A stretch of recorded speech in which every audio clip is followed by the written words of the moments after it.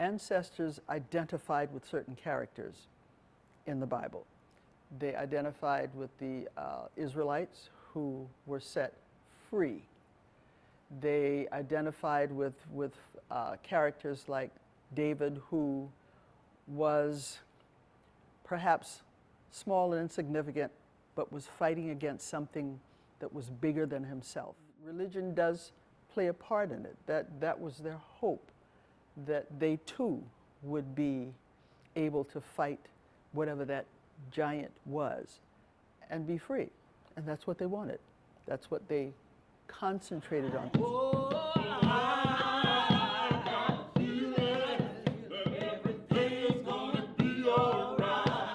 And when you hear the spirituals, you know, some people, oh, it's just slave stuff. No, listen to them. They are describing what's going on around them.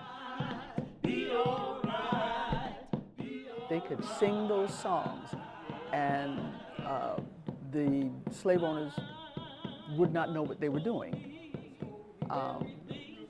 They were telling stories. They were giving directions. The spirituals are also called the music of an unhappy people.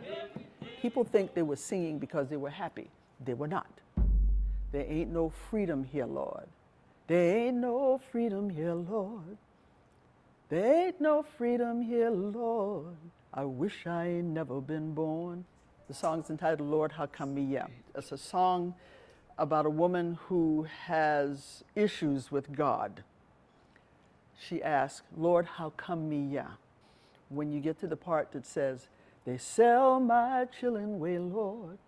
They sell my chillin' way. They sell my chillin' way, Lord. And I wish I ain't never been born. That kind of hits people in a place where you're not thinking about that. Children are sold like puppies. Sometimes I feel like a motherless child. Why do you feel like a motherless child? Because your mama is gone, or you've been taken apart from her. Wade in the water. Wade in the water is another coded message song.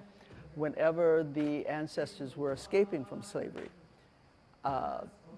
and they were discovered at the onset of their journey to freedom, they would have to go to a body of water.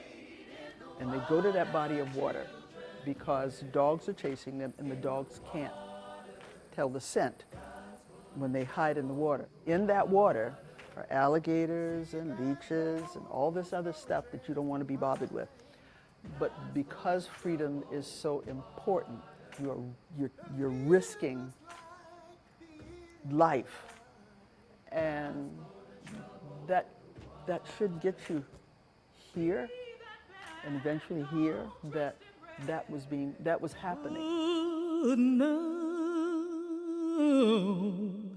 The song Amazing Grace.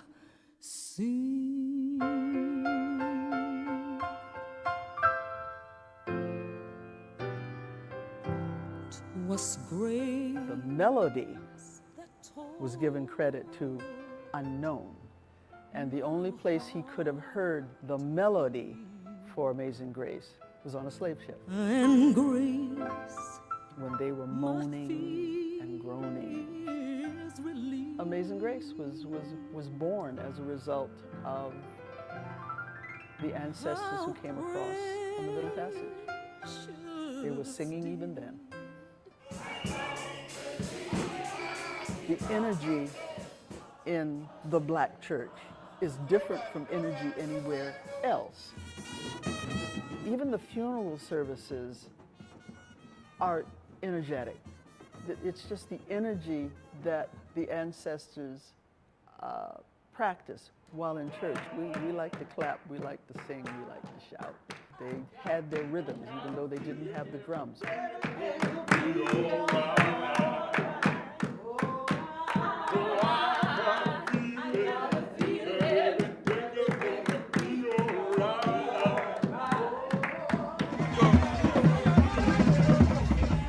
The ancestors were not trusted to beat the drums because drums could have been used to send signals, and probably were.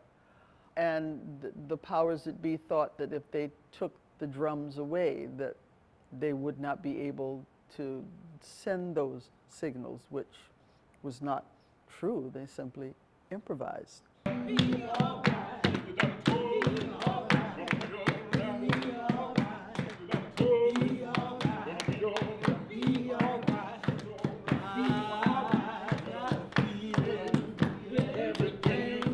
Even with the ring shout, the counterclockwise is going back to Africa.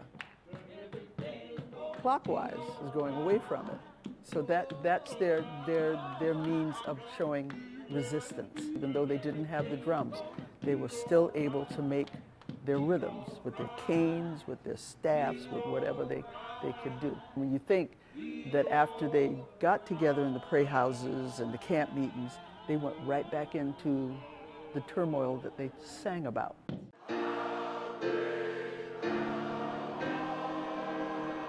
When the Emmanuel 9 incident occurred, and the thing that we did instinctively was to gather and pray. And there were folks from outside that circle who could not understand that. And somebody asked me, how are you able to do that? And I said, because we've had so much practice. For us, it's a connection. If you forget where you come from, you can't possibly know where you're going to. What a care, my